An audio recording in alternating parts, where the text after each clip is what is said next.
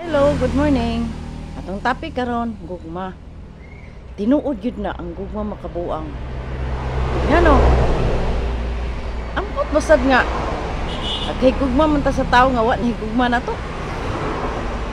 Kasagara yun na, mura bag challenge kayo. Challenge na ba kayo na atong gigugma nga di kay gugma na to? Challenging kayo ba? Mga magpa-hard to get basad.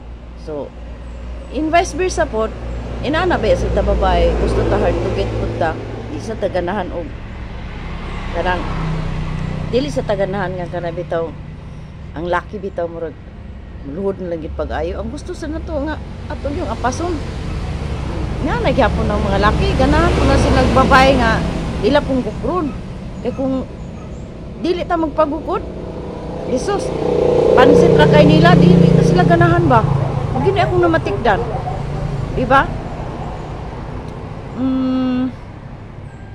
Siyempre, nangagi naman tadana. Lula na gudta. So, muna akong tambag karon sa mga kabatan-unan. Makakatawa ta. Magabot bitaw sa panahon nga lalabyan na ninyo nga mga kaagi ba? Lami bitaw gikeng gugma, no? Lami gikay gyud. Mura ba og inspired yung katibok ng kinabuhi. Nya. Basta kay tanan gyud basta pilmiro pa gyud. Uyab-uyab pa. Kami gyud na siya.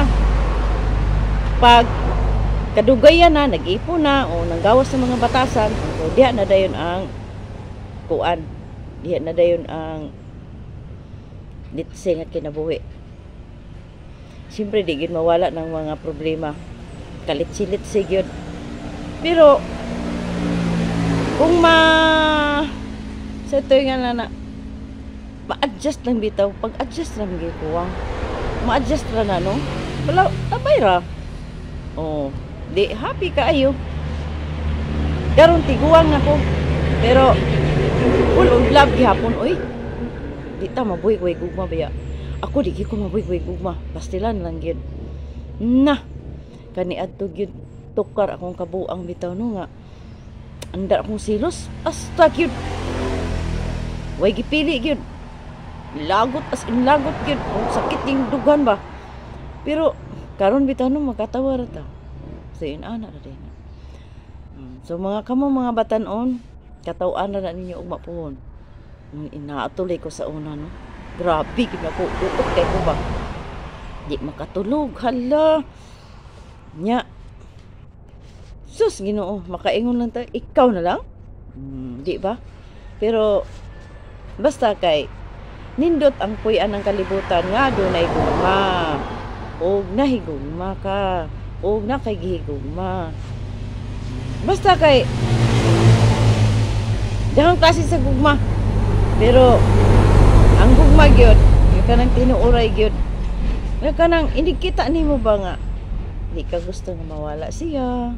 So kung dili man ka gusto nga mawala siya, so mag-amping, ampingan na to ang gugma, pag-adjust sa mga batasan, kung unsay dili niya. So kung mao manighatag sa ato sa Ginoo. So daton ginato na para walay labad sa ulo. Pag-adjust ra gyud. So kamo mga bata nun diha, labi na gyud aning mga magtiayon nga sige away-away karon kay mga bata palagi. Di pag sinabot kay man mga isog pastanan. So adjust lang ha sa atong mga kasing-kasing ha kay luoy kay nga itong kasing-kasing maghilak pa intan sila. Apektado ta. Apektado gyud ang tibuok adlaw tibuok na tong kinabuhi kung kasing-kasing may masakitan. Di na ra ko taman og maayong buntag sa tanan.